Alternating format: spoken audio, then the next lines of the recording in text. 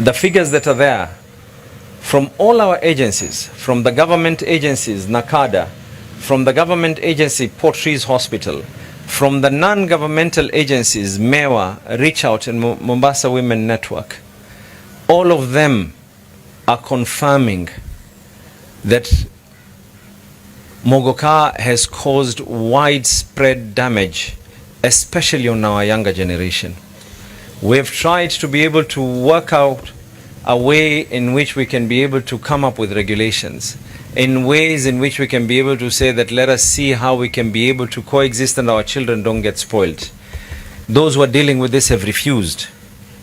And for that reason, I have looked at all these factors. I have consulted legally, and it is found to be in order.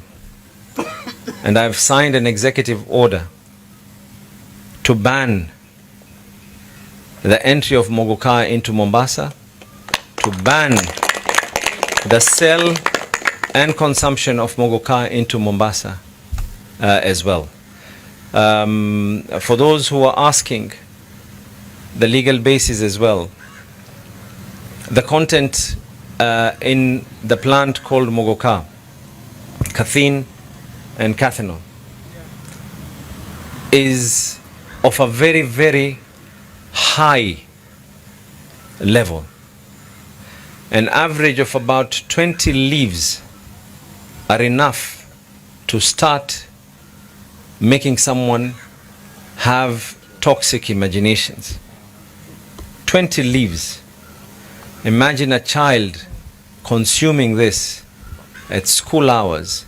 Imagine a child being able to do this. And as I'm doing this, we've opened up centers, that there'll be outreach centers.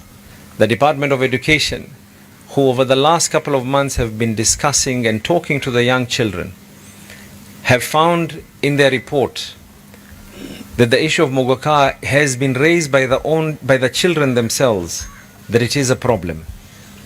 Other than the fact that children feel and want the love of their parents, more so, we've equally consulted with every single person, and this executive order stands, copies of which will be given to yourselves. And I'm hoping that the members of the public will appreciate this was a decision whose time has come to be made. Thank you very much.